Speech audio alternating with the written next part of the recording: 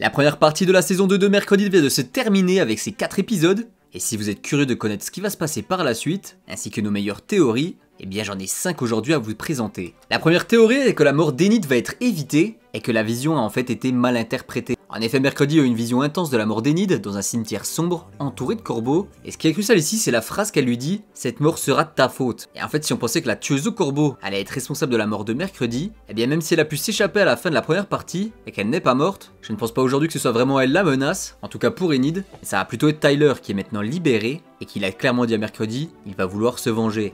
On va de nouveau avoir alors un duel entre Tyler et Enid, et en tout cas c'est mon opinion, je ne pense pas qu'Enid va mourir, et qu'en fait la vision de Mercredi va être fausse, tout comme Morticia lui a dit au début de la saison, il faut se méfier des visions, et qu'elles ne sont pas toujours justes, ce que Mercredi en tant que novice n'a pas encore compris. Deuxième théorie, c'est l'évolution de Slurp vers l'humanité, et qui aura un lien avec le projet Lois. En effet, initialement un monstre zombifié sans cerveau, Slurp était autrefois un brillant étudiant de Nevermore, qui souffrant d'un cœur faible, a inventé un cœur mécanique, et qui aura ensuite été tué lors de la création d'une de ses machines, puis aurait été enterré au pied de l'arbre. Comme t'as pu le voir, Puxley l'a réanimé grâce à ses pouvoirs électriques, et en consommant des cerveaux, Slurp gagne en force et en apparence humaine. Son appétit croissant pour les cerveaux indique une progression vers une humanisation complète, et à la fin de la première saison, il dit même ses premiers mots « Bonjour vieil ami », prononcé en tuant August Stonehurst, le père de Judy, ce qui est quelque chose de très significatif. Ça suggère une connexion passée entre Slurp et Stonehurst, potentiellement en tant que professeur ou même collaborateur s'ils avaient le même âge, car on n'est pas vraiment au courant de la chronologie.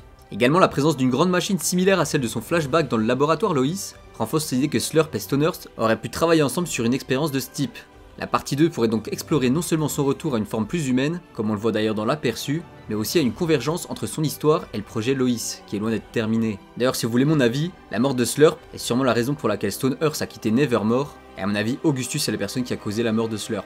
Et je pense également que Slurp sera la plus grande menace de la partie 2, car cette personne est brillante et a sûrement un plan machiavélique qui va menacer les marginaux de Nevermore, et il a l'air bien plus dangereux que Tyler. La troisième théorie concerne le principal d'Or, le nouveau directeur, qui a monté un côté bien plus sombre et intéressé par l'argent, contrastant ainsi avec son image bienveillante. Il a même été jusqu'à tenter de contraindre Bianca à utiliser ses pouvoirs de sirène sur Morticia, pour obtenir une donation substantielle de sa mère, l'une des anciennes élèves les plus riches de l'école. Il a d'ailleurs été surpris au téléphone, disant que tout se passait comme prévu, ce qui indique qu'il a des intentions cachées concernant les fonds destinés à la préservation de Nevermore. On peut le comparer à Debbie Jelinski de la famille Adams, connue pour épouser des hommes pour leur argent avant de les tuer. Cela suggère un plan d'escroquerie ou de détournement de fonds à grande échelle. Et Bianca ayant déjà été exploitée par un culte dirigé par son beau-père, est particulièrement sensible à ce type de manipulation. Ce qui pousse ma théorie à penser que Bianca devrait être la personne qui va mettre fin au plan machiavélique du principal d'Or. Elle fera sûrement d'ailleurs équipe avec Ajax, et pourquoi pas avec sa mère. La quatrième théorie, que Felicia sera la clé des pouvoirs de Mercredi. Ah oui, les pouvoirs psychiques de Mercredi sont devenus une source de préoccupation majeure, et la clé pour les maîtriser